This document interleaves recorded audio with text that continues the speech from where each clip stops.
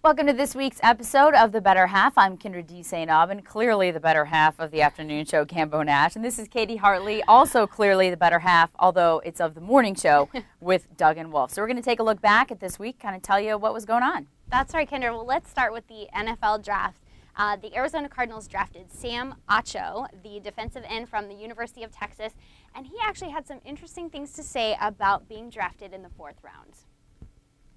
For a moment, I was a little disappointed that I didn't get picked, and it wasn't that I didn't get picked in the 2nd or 3rd round, and it wasn't necessarily that I wasn't picked. It was just because I felt like I'd been lied to by some of the coaches and the scouts.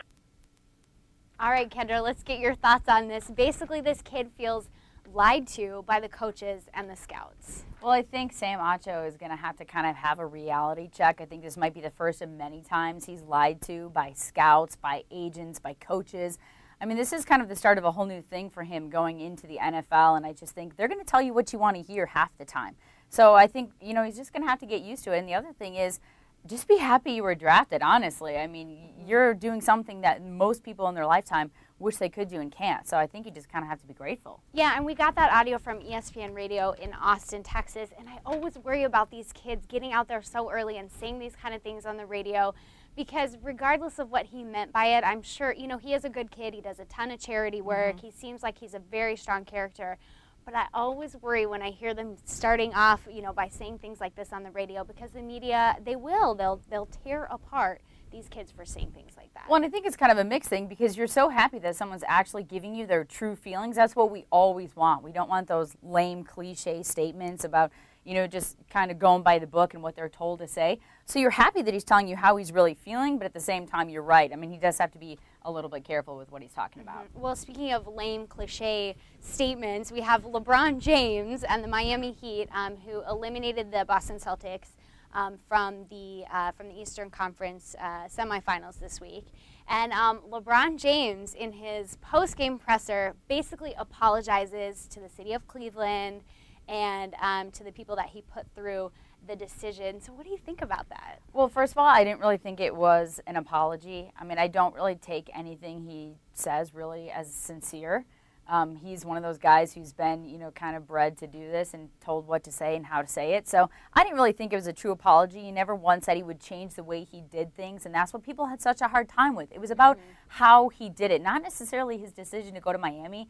People know he's an amazing basketball player, and he does deserve to win, but never once did he kind of take back how he decided to make the decision. And what I didn't understand is, why is all of this coming out now? I mean, why is he just now? Why did he pick this presser to go and talk about this kind of thing? I mean, basically the reason that he said that he left Cleveland was because he wasn't going to win a championship and he wanted to beat Boston. Well, congratulations, dude. You've done it. But now what? Right, exactly. And I don't think that, but aside from being not sincere in any of his comments, for him to say, that he's crouched down on the floor and that he's not aware of the cameras that are around him, after the game when they beat Boston, I mean, that's a joke. He knows exactly what he's doing, and everything is completely well planned out. Speaking of people knowing or not knowing what they're doing, Reggie Bush on the Twitter again this week. I mean, these athletes, I think, especially the football players right now, maybe a little bit too much downtime, because Reggie Bush had this to say on Twitter. Right about now, we would be slaving in 100-degree heat, practicing twice a day while putting our bodies at risk for nothing. Oh, I am embarrassed for him. I really am. I mean, who goes out there and says this?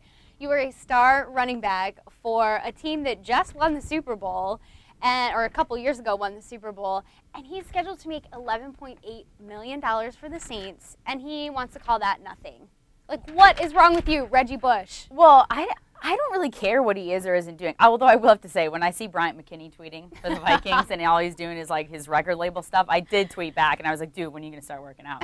So maybe it's just because I'm not a huge fan of Reggie Bush. I'm not, diehard, but I'm sure he's working out. We've seen these pictures of the MMA stuff, and I do think with Twitter now, sometimes people take stuff a little too seriously. I mean, he came back and he said, hey, it's a joke, don't worry about it.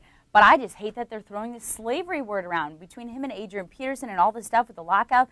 Don't ever compare what you're doing when you're playing a game to slavery. That is just asinine. I'm not so worried about the slavery comment. I'm more worried about Reggie Bush. Dude, the single life not working for you. Get a girlfriend. Get back together with Kim Kardashian. Ugh, something. Terrible idea.